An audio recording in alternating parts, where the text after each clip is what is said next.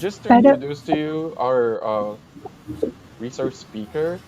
So Sir Jonas has a bachelor's degree in chemistry from University of the Philippines, Los Baños, and he also has a master's degree in renewable energy and resource management from University of South Wales.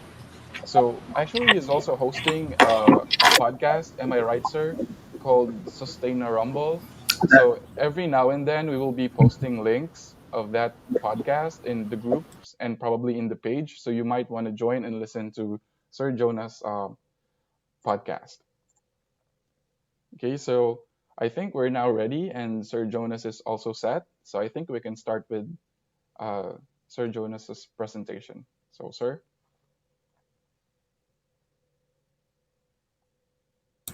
Thank you, John, and good evening, everyone, for joining in to this lecture. I guess I'm the first of the lecture series for SIDHI, and it's called Selecting Your Research Topic. Um, John has already provided some information about myself, but I'll just do also a quick introduction. So, my name is Jonas. My day job is in environment and corporate sustainability at a company called GCSS Inc. And if you have read about anything related to SDG 12, that's basically what I do. And then, yes, what he mentioned is that I am a co founder, co host, and the head of research at the Sustainable podcast. And I am mentor and member of the advisory board of SIDHI, among other things. Let's begin with the word research. Because why are we doing this in the first place? Why are we selecting a topic? Why are we saying that, oh, we want to solve something? And I found two very distinct definitions of research, one American, one British. But the aim is the same. So we look at Merriam Webster, and Merriam Webster says that research as a noun, a general noun, is the investigation or experimentation aimed at the discovery and interpretation of facts, revision of accepted theories or laws in the light of new facts, and practical application of such new or revised theories or laws. Seems simple. But if we look at Oxford, the British definition, research is the systematic investigation into the study of materials and sources in order to establish facts and reach new conclusions. So it just boils down to one thing. We ask questions, we attempt to answer those questions. And when we solve that question or a set of questions, we find new questions into those answers. Sounds very, very complicated. But in life, that's just it. If we don't have answers to questions, then we need to search for them. And an answer is not concrete. It is not the answer. There will be answers to an answer, basically, because an answer will not fully satisfy the question. And that's why we're doing research topics or research in general. Of course, as scientists and as students of science, we follow this, the scientific method. It starts with observation, then we question that observation. Why is this happening? What is this? How is this happening? Then we formulate our hypothesis, our question. We try to solve that question through experimentation, be it actual experimentation or through surveys or through simulation. And then we analyze the results and find conclusions into those questions or to the question that you had. Of course, in reality, this is a cycle. that once you reach a conclusion, we go back to that observation again and see if the previous conclusion is correct or not. At this point, when you select a research topic, there we're looking into three things. We're looking into the observation, the question, and the hypothesis. So let's keep that in mind when we're going through the course of this conversation that we're having for the research topic. Now, there are many approaches to, you know, reaching your research topic or selecting your research topic. But I'd like to propose this approach, and it's called the 5W1H approach. So, what is this five W's and one H? Simple. You have the when, where, who, why, what, and how. Seems simple enough, but actually, when you try to dig in to the five W's and one H, sorry about that. You will definitely be, how can I say it, amazed at yourself that by the end of the process, you would definitely narrow a lot of things down to perhaps one or two or three topics that you really want to tackle in your team or in yourself. Each each of the W's and H question has 5 sub questions, by the way. So we're going to examine each W and E and H, in 5 sub questions. So let's start with the easiest. Let's start with what. So, what is a common problem in your community? Common research topics don't just get thrown into the conversation out of thin air. So it really is based on your observations. And usually it's a problem in your surroundings, a problem in your school, a problem in your community, or if you really want to go nationwide, a problem in your country. From there, you can then dig into what are those issues that surround the common problem. So what are the underlying causes to that, the observed problem? And then you see that, we see this, we see the causes.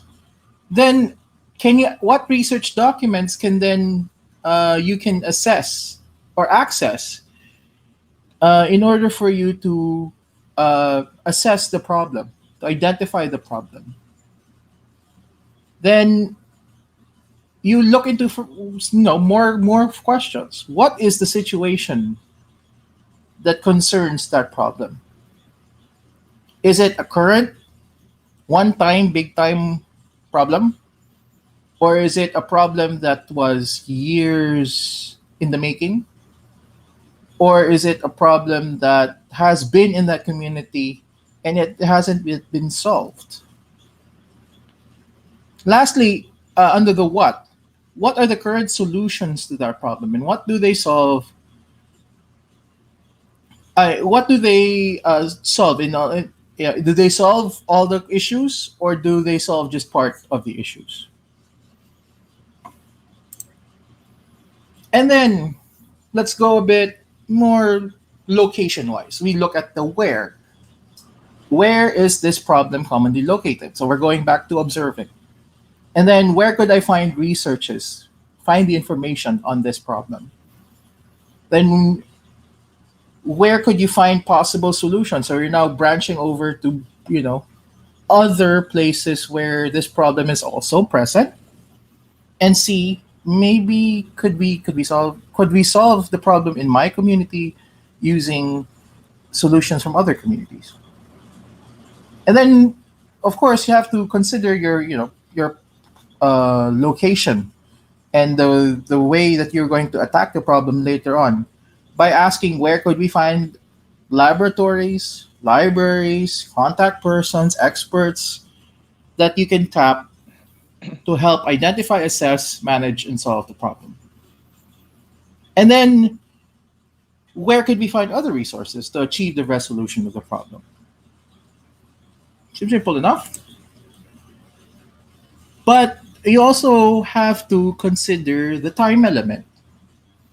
When did the problem start? So we're going back to the previous question of in the what category, but we're bringing out basically um, the time element in the when category. So when did the problem start? When did all these factors that caused the problem first occur? So basically tracing the origins of the problem. When are the literature that are related to identifying, assessing, managing, and solving the problem begin? So if you're gonna be selecting a research topic, you also have to consider your previous literature review. And ideally, in the scientific community, the earlier the better. Um, some people will say 3 years before. Some say will be 5 years before. I'd say around 3 years is actually better because the information in those pieces of literature are more updated and would be more aligned to what you're looking into. Then when do you plan to begin digging into the problem and solving the problem? So this is more of your project timeline. You know, how is your research topic going to be constrained within a certain amount of time, and how do you plan to solve that, basically? So we have the location element, we have the time element, now we have the more people or person element. By asking the question who, and the thing you need to ask is who are affected by this problem. Is it your classmates? Is it your parents? Is it your grandparents? Is it your barangay? Your neighbors in the barangay? Is it the whole city? In the case of like COVID-19, who is really affected by the problem? So you could say that the people that are affected by the problem are the ones that have COVID-19 cases. Yeah. But if you think about that question, not every barangay in the Philippines is affected by COVID-19. So you need to be specific into your approach. And then you ask yourself who would benefit in your research in terms of the problem resolution. Are you doing this on your own? So who are the members of your team that will try to solve the problem? Then who can you ask when you have problems in trying to find the research topic? Then who could you reach out for more information about references? So it could be your librarian, it could be laboratory researchers, undergraduate and graduate researchers, etc. The hardest question is always the reasoning. Why does the problem exist? Why are you determined to solve the problem? So it's you. It's more of why am I doing this in the first place? You know? And why would your community care about solving the problem? Why is the problem, challenging to solve? And this is more of a if everybody knows the problem, why is it still there? Why hasn't have there been ways to address the problem? And if they did, were they successful, completely or partially? From there, you could then say that, oh, why is the problem challenging to solve? And then, why do you think it's more of a confidence question? So, why would your team be able to solve that problem? Then, the 1H, how? The thinking, the process. This is where, your hands will start to work and say, how did that situation become a problem? How did others approach the problem? How would you be able to try to solve the problem? Why would you be able to reach the references, or how would you be able to reach the references to solve the problem? So you're thinking of now logistics, and how would you be able to experiment to solve the problem?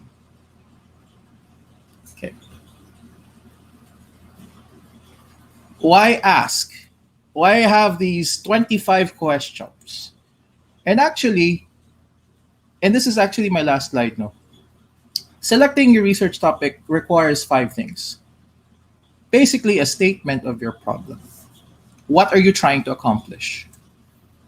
And then you need to find like a background or a history of that problem. That's why you have literature sources. From there, who can you consult to solve that problem or research topic that you want to tackle? So you talk to experts or laboratory technicians or academicians or anyone, any um, in corporate sustainability, we call it subject matter experts. You know, who can you talk to who's knowledgeable enough to approach that thing that you have, what you call the research topic, and say, "Ooh, maybe you want to consider this. You maybe you could do this," and then you can say, "Ah, okay, we can approach your research topic through using this way or that way." So, a problem could be so big that there are many ways to solve it. That's why you look into the people that have done it before. And remember that your research topic has to be submitted or has to be resolved within within a given time. It's not like you're going to work on it forever. Because if you're going to work on it forever, feeling ko siguro malaking budget nyo. Or you just, you're really, passionate to pursue that, the problem to solve. And lastly, we look at where are you going to solve the problem. In science, of course, it's a laboratory. So how can you secure clearance to do your laboratory work? And it's not just your wet lab, it's also computer lab.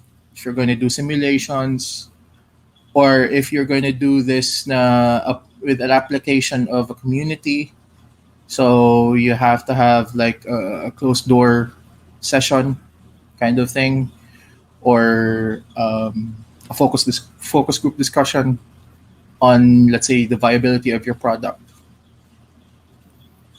or say that, uh, okay, how else can we be able to approach this an experiment? So all five of these are cause are the result or the effect of all the things that we mentioned about. The research topics are selected by asking questions and considering these five practical things, by the way, in order for you to arrive at your uh, eventual research topic. And with that, I open the floor for questions. Thank you.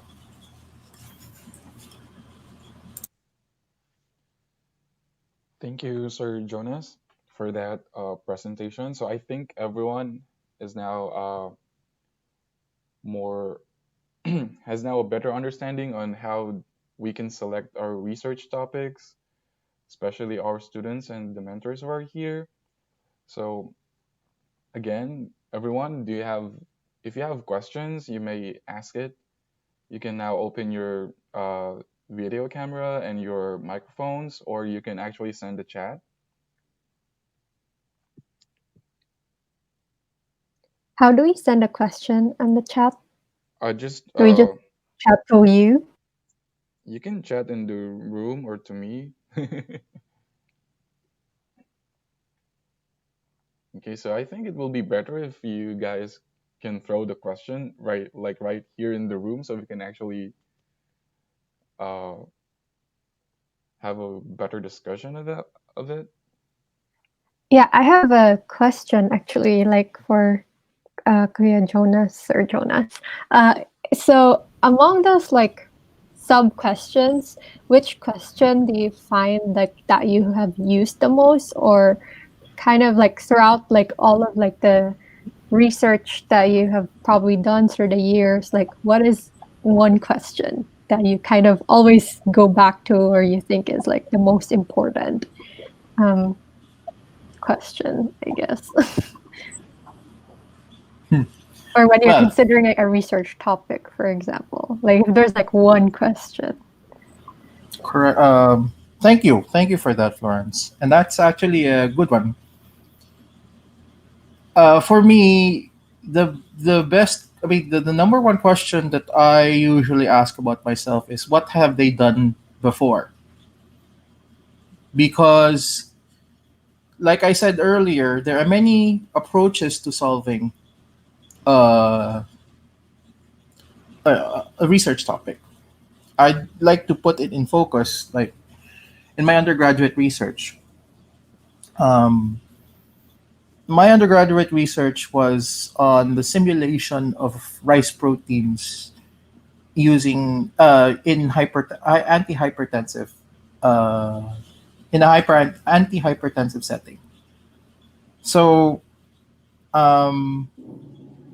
previous researches to that stated that uh, your rice, you know, your bigas, yung butil ng bigas, is about 90% carbs, 5 to 9% um, protein, and then um, about 2 to 3%, I guess, of lipids.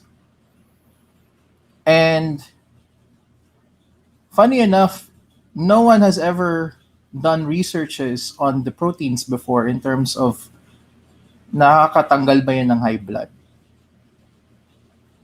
So it's a novel concept at that time, and I had to dig into researches not just from UP Los Baños, but also from Phil Rice, from the International Rice Research Institute, uh, other international institutes that were looking into rice proteins, and find ways into how to attack the problem. Be it the methods or be it the initial results that they had that were not necessarily antihypertensive, but the method could work. Uh, or the ways that you should not do your research because uh, rice proteins are not really that happy when they're extracted. So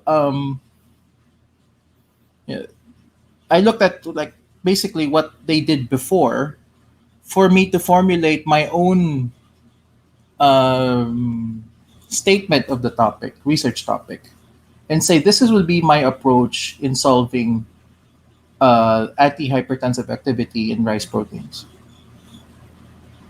So, looking into the past, basically, in summary, looking to the past is one of the best questions I always ask when I do research.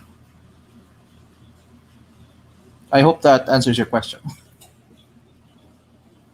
Yes, thank you. I think that's a very helpful answer, especially for mentees and for us mentors to keep in mind. Thank you. Thank you, sir. Thank you, Florence. For the mentees that are in here, do you have questions for Sir Jonas?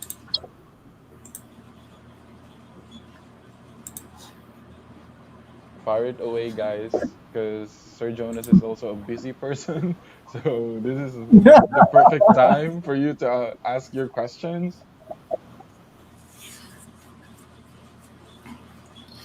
It's weird that actually when I did this slide, I had to reflect on. Um, I'm just gonna share this while you're thinking about your what you have in your mind right now. Yeah. I did also some researches of this topic from notable institutions, and the number one thing that they said, the number one thing that they said was to brainstorm. Um, and how do you brainstorm? By asking questions. From there, it will lead you to things that will eventually arrive at your general statement of the problem. In high school, I had this research class, research one, that I had a textbook that said statement of the problem, and um, for you to get there, for you to say that this is what I'm going to tackle for X number of months, you have to really dig in and think and ask and plan. And how do you do that? By going back and just asking simple questions. I could go to like, you know, philosophy and be Socratic, but of course this is science, and that would be for another matter. Yes, sir, I agree. So yeah. Oh, I just wanted to ask then, sir, given the current situation of classes in the Philippines that most students cannot access laboratories, Mhm. how do you think this could affect their research topics? Because probably some of them might shift into um, another topic. I think some of them might go to qualitative. So, do you have any topic in mind? Sorry, advice in mind you can give these students from shifting from one topic to another? Because probably nakaset na yung mind nila sa isang topic and then mag-shift sila sa isa. Okay, that's a very good question.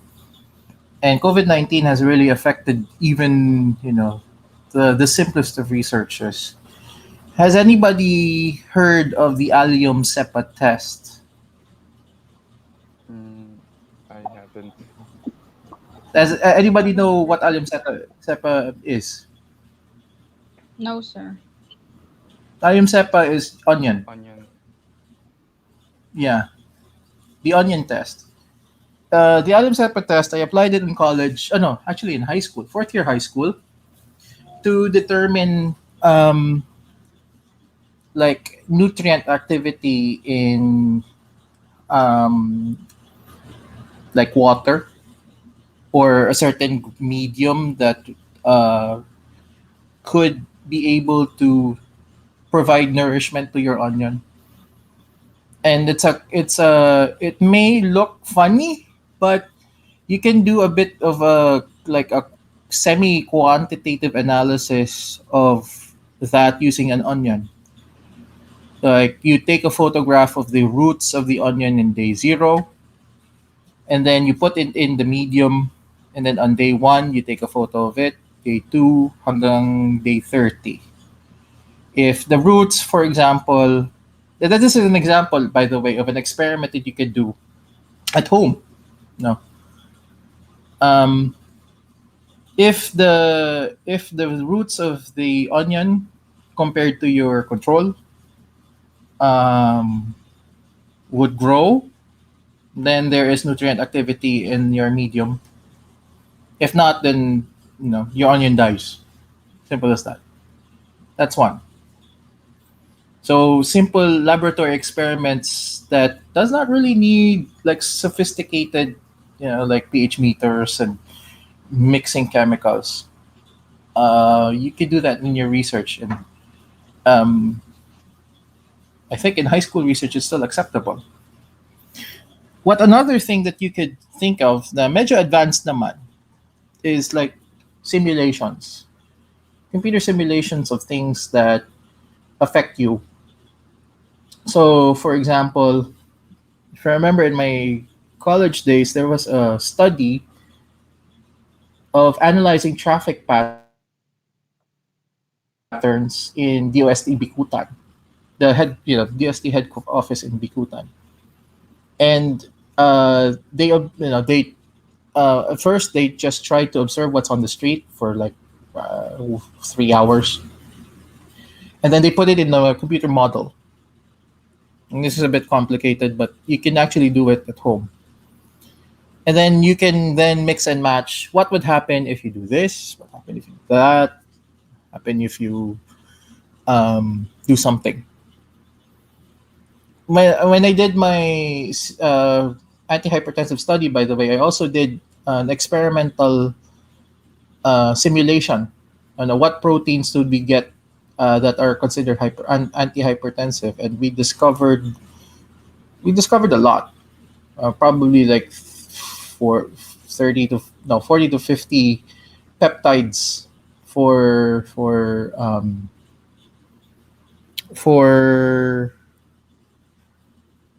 antihypertensive activity. So there is online softwares or online apps that you could use to do such things, and it's really really fun, mind you, and it's really really quick. It's just a desktop tabletop thing that you can do with your computer. Do you need sophisticated, laptops? Not necessarily. Um, what else? If you can't do it in a lab that's in your high school, try to secure a lab that's in your undergraduate schools, so universities, because chances are there are um, undergraduate students that are doing their thesis as well. So they just need the express permission of the professor that's in charge in that laboratory, and get a crash course on how to do it. And most likely they would help you, even if it's just once a week. Now, if they say it's really really tough because it's COVID-19, that's okay. Anyway, it's for your own good, but you can try that. You know. When you do, I know. But if you're going to surveys, well, I know it's a bit difficult because it borders between the physical sciences and social sciences. Usually, the social sciences would be doing the this kind of research, qualitative surveys and stuff. But if you're going to do that, make sure that the questions are very very clear, the options are very very clear, and very very thorough, um, for it to be as close to being quantitative as possible. This can be done, by the way. I've had uh, I've read some papers that are from the social sciences that actually kind of mirrors a physical science paper, and it's really well done. If you can do that, then that will be very very great. Uh, if there's something else that I can think of, I guess wala na. But yeah, I think those are the answers. I mean, those are the possible solutions that I could give uh, to that kind of challenge. Thank you, sir. So, do you have any more questions, guys? So just a clarification po on that like answer. I'm wondering, so do you think like a good algorithm po of like choices, down the line, elimination of choices. So if like if the student is unable to do lab research in like their high school or like how they would normally do it, then maybe they could find university labs who might let them work in their labs, and if that's not possible, then do home experiments that don't need like very advanced technology. And the third one that they could also do is with home experiments is like simulations, um, or kind of in silico experiments, or like experiments just doing it with data with your computer. And kind of last resort, unless it's you're actually planning to like use or do a qualitative research, is to do a survey instead. So is that kind of like a good way to eliminate choices, or No, is actually, you said it correctly. Always aim for a laboratory setting first, because we're all doing it in a scientific manner. Um, but I also would like to add one more thing.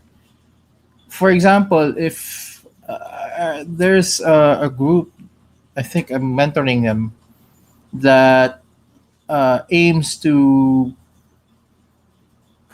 find an alternative to your KN95 mask. Um, what you could do is that instead of having the team test it by yourselves, maybe you could have it tested by a regional testing center or provincial testing center of the DOST or the DNR. You're gonna have to pay, but at least you can get some you can get results from them, and they can say, okay, these are the strong suits of your material, these are the weaknesses of your material, based on the laboratory results.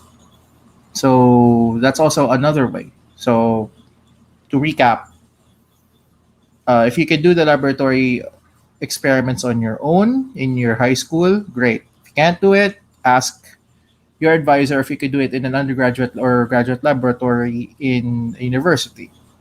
If you can't do that, then perhaps you create the material and have it sent to a testing center uh, to see if you've solved the problem or you've already achieved your objectives. If you can't do that, then you do your uh, home testing using simple tests to prove that you know you're you're you're solving or you're achieving your objective. And lastly, um, if you can't do that, then surveys. You know, it's okay to have surveys for now, those online surveys, and but you just need to make sure that you make it as scientific as possible in your questions. Hope it helps. Yes, sir. I think it does really help. And it's a good thing that some mentors are also here so they can relay this concerns and this answers and discussion to their mentees and help them with their research problems. So, do you have any more questions?